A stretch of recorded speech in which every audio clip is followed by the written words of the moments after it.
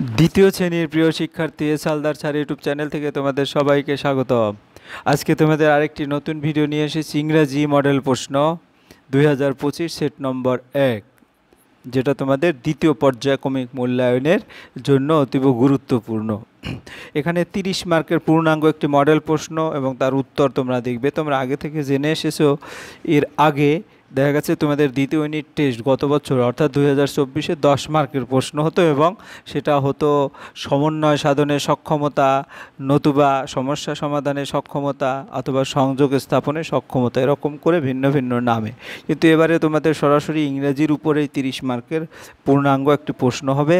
আমি বিশ্লেষণ সহ সম্পূর্ণ সমাধান দেখাবো এই ভিডিওতে। কাজে তোমরা যারা এখনও আমার চ্যানেলটিকে সাবস্ক্রাইব করোনি, তারা এখন এই চ্যানেলটিকে সাবস্ক্রাইব করে বেল আইকনটি প্রেস করে দাও।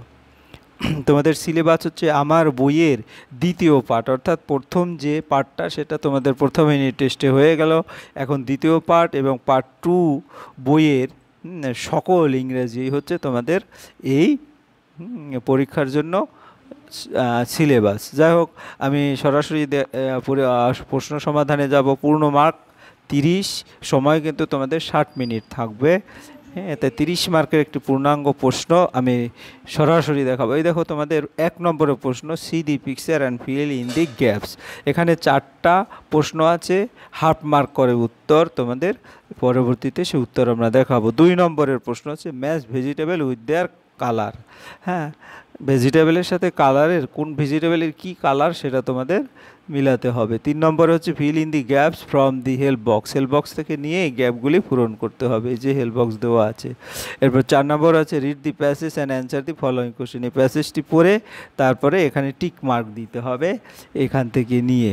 এরপরে আমরা যদি দেখি 5 নম্বর, কনভার্ট ওয়ান টু মেনি, অর্থাৎ তোমরা একটা জিনিসে কিভাবে লেখে আর অনেক জিনিসকে কিভাবে লেখে সেটাকে কনভার্ট করা তোমাদের জানতে হবে। আর fill in the gaps from the English rhyme, ইংরেজিতে তোমাদের কবিতা আছে, হেলবক্সও দেওয়া আছে।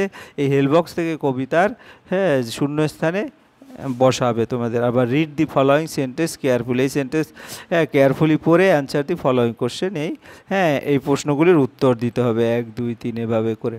এরপর আমরা 7 নম্বরের প্রশ্ন দেখব, ম্যাচ দি কলামে উইথ দেয়ার রিমিং ওয়ার্ড, মানে মিল, ছন্দ মিল যে সমস্ত ওয়ার্ড আছে সেগুলি মিলিয়ে মিলিয়ে তোমাদের ম্যাচ করতে হবে। তারপর 8 number, fill in the gaps with a and the. A and the, তোমরা আর্টিকেল পড়েছো, এ কোথায় বসবে, অ্যান্ড কোথায় বসবে, দি কোথায় বসবে ওয়ার্ডের আগে, সেগুলি তোমাদের বসাতে হবে।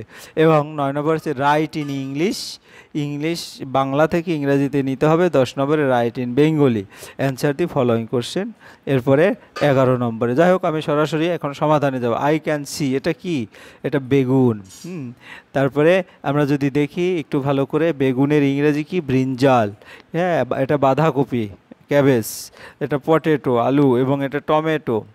বানামগুলি কিন্তু ভালো করে জানতে হবে। এটা চিলি, লঙ্কা, আর এটা অনিয়ন, পেঁয়াজ। ঠিক আছে, এরকম করে তোমাদের বই থেকে নেওয়া।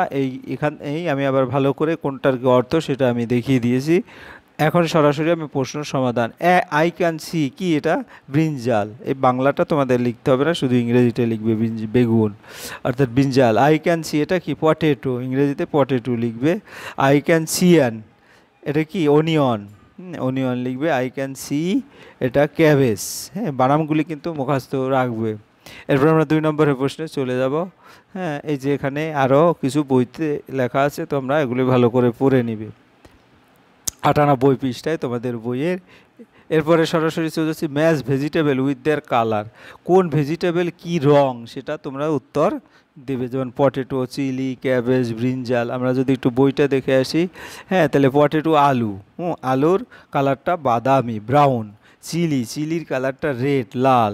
ক্যাবেজ, ক্যাবেজ হচ্ছে বাঁধাকপি, গ্রিন, সবুজ হচ্ছে এর কালার। ব্রিঞ্জাল ভায়োলেট, বেগুনি, বেগুনের কালার বেগুনি। তাহলে আমরা উত্তরগুলি এবার একটু মিলিয়ে দেই। হ্যাঁ, তাই পটেটো, পটেটো হচ্ছে কি? ব্রাউন, ডি নম্বরে মিলাবে। চিলি, চিলি হচ্ছে কি? Red.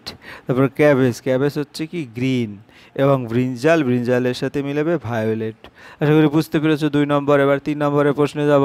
Feel in the gaps from the help box. Help box থেকে এই গ্যাপসগুলি পূরণ করবে। বার্ডস হ্যাভ, পাখির আছে, পাখির কি আছে? বিগ, ঠোঁট আছে। উইংস, তাহলে পাখা আছে। তাহলে এখানে আমাদের এই যে দেখো, এটা তোমাদের বই থেকেই নেওয়া, হেল বক্স যেভাবে দেওয়া আছে আমি সরাসরি এটা বার্ডস হ্যাভ উইংস, অর্থাৎ এই উইংসটা তুমি এখানে লিখে দেবে। এরপর বার্ডস ইটস উইথ, হ্যাঁ পাখি খায় কিসের সাহায্যে খায়, বিক, ঠোঁটের সাহায্যে খায়, অর্থাৎ এই বিকটা হবে এখানে উত্তর, ঠিক আছে। বার্ডস লিভ ইন, পাখি কোথায় বাস করে, নেস্ট, পাখির বাসায় বাস করে, নেস্ট হবে এখানে, হ্যাঁ। তারপরে নেস্ট, তারপরে হচ্ছে সাম বার্ডস ক্যান, হ্যাঁ কি সিং সুইটলি, হ্যাঁ কিছু পাখি আছে যারা সিং গান গাইতে পারে, অনেক সুমধুর গান গাইতে পারে। 3 নম্বরের প্রশ্ন হয়ে গেল। এবার আমরা 4 নম্বরের প্রশ্ন দেখব। ইনসেক্টস আর স্মল, পোকামাকড় হচ্ছে ছোট। অল ইনসেক্টস হ্যাভ 6 লেগস, সকল পোকামাকড়ের 6টি পা আছে। মোস্ট ইনসেক্ট ক্যান ফ্লাই, কিছু কিছু ইনসেক্ট উঠতে পারে। দে হ্যাভ উইংস, তাদের পাখা আছে। ইনসেক্টস আর in the world we live in, ইনসেক্টসটা সারা আমরা যে পৃথিবীতে বাস করি সব জায়গায় ইনসেক্ট আছে না। দে আর ইন দি গার্ডেন, তারা কিসে থাকে, বাগানে থাকে। দে আর ইন দি ডিজার্ট, তারা মরুভূমিতেও থাকে। দে আর ইন দি হিলস, তারা পাহাড়েও থাকে। দে আর এভরিওয়্যার, অর্থাৎ তারা সব জায়গায় আছে। তাহলে এটাই হচ্ছে তোমাদের এই গল্প বই থেকে নেওয়া। আমি সরাসরি যদি উত্তর দেই, তাহলে ইনসেক্টস পড়া থেকে পেয়েছি স্মল, তাহলে স্মলের উপর এরকম করে একটা টিক মেরে দেবে। অল ইনসেক্টস হ্যাভ কত, 6, একটু আগে পড়িয়েছি সেখানে 6 পেয়েছে, অর্থাৎ এখানে 6-এর উপর টিক মেরে দেবে। তারপর মোস্ট অন নাকি অল ইনসেক্টস, অর্থাৎ এখানে হচ্ছে মোস্ট, এখানে মোস্টের উপর টিক মারবে। Insects R only in the hills everywhere, এটা এভরিহোয়ার উপরে টিক মারবে, ঠিক আছে। এই হচ্ছে তোমাদের 4 নম্বরের প্রশ্নের উত্তর। এবার 5 নম্বর দেখব। Convert one to many, one মানে একটি জিনিস এবং মেনি মানে অনেক জিনিস। তোমাদের বইটা একটু দেখিয়ে নিয়ে দেখো। ওয়ান, ওয়ান বোট, বোটস একটা এস যোগ হয়েছে। তারপর ডগ, ডগস, এই ডগ অর্থ কুকুর, আর ডগস হচ্ছে অনেকগুলি কুকুর। হেন, হেন্স মুরগি, অনেকগুলি মুরগি। তারপরে টেবিল, টেবিলস অনেকগুলি টেবিল। কার, কার্স একটা যোগ হয়েছে। Tree, trees. এভাবে তোমাদের উত্তর দিতে হবে। তাহলে এখানে বোট আছে, বোটস হবে। ডগ আছে, ডগস হবে। হেন আছে, হেন্স হবে। এবং কার আছে, কার্স হবে। এরপরে আমরা চলে যাব 6 নম্বরের প্রশ্ন। Fill in the gap from the English rhyme, ইংরাজি যে কবিতা আছে সেই কবিতার লাইন থেকে কিন্তু গ্যাপ দেওয়া হয়েছে, হেলবক্স দেওয়া আছে, তোমরা হেলবক্স থেকে নিয়ে সেখানে বসাবে। তাইলে আমরা যদি একটু কবিতাটা দেখে আসি। Ladybugs and butterflies buzzing, bees up in the sky, teeny, teeny, little ants crawling up and down the plants. Many insects can be found in the sky on the ground. তাহলে এখানে দেখো এই বাঘটা হবে তোমার শূন্যস্থানে, তারপরে এখানে হবে স্কাইটা শূন্যস্থানে, এখানে টিনিটা শূন্যস্থানে হবে, আর এখানে প্লান্টসটা শূন্যস্থানে বসবে।